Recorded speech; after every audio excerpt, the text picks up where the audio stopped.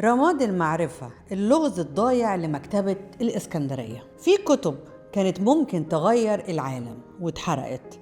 تخيل لو كان بين إيديك النهاردة أسرار عن الطب، الفلك، أو حتى خرايط لأماكن مجهولة كتبها عباقرة التاريخ من آلاف السنين.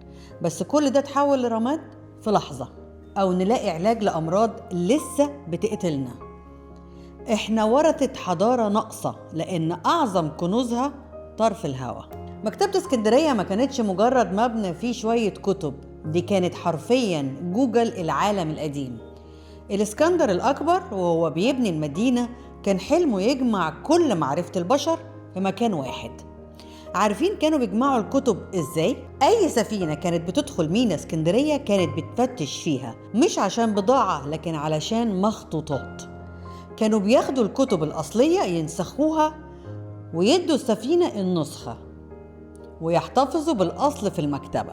كان فيها مئات الآلاف من اللفائف اللي بتلخص تاريخ البشرية، علوم اليونان، أسرار الفراعنة، حكمة الشرق.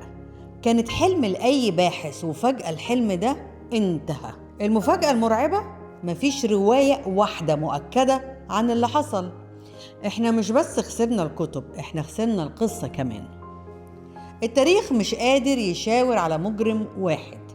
في رواية بتقول ان يوليوس قيصر وهو بيحرق اسطول السفن النار خرجت عن السيطرة ووصلت للمكتبة، ورواية تانية بتتهم صراعات دينية وطائفية شافت ان العلم ده خطر على المعتقدات، ورواية تالتة بتتهم غزوات عسكرية تانية خالص. الحقيقة إننا قدام جريمة كاملة، الجاني فيها مجهول والدليل اتحرق. لما بتغيب الحقيقة بيحل مكانها 1000 رواية، وكل واحد بيحكي اللي على مزاجه. وده هو الحرق الحقيقي للتاريخ، إنك ما تعرفش حتى مين اللي أذاك. ليه دايما في التاريخ أول حاجة بتستهدف هي الكتب؟ لأن اللي عايز يسيطر على شعب لازم يمسح ذاكرته الأول. حرق مكتبة اسكندرية ما كانش مجرد حادثة، كان إعلان ببدء العصور المظلمة. لما بنخسر المرجعية بنبقى زي التايهين، سهل يتلعب بعقولنا. المكتبة ما كانتش بتهدد مباني، كانت بتهدد أفكار، والرماد اللي فاضل منها هو الشاهد الوحيد على إننا كنا أعظم بكتير من اللي احنا عليه دلوقتي.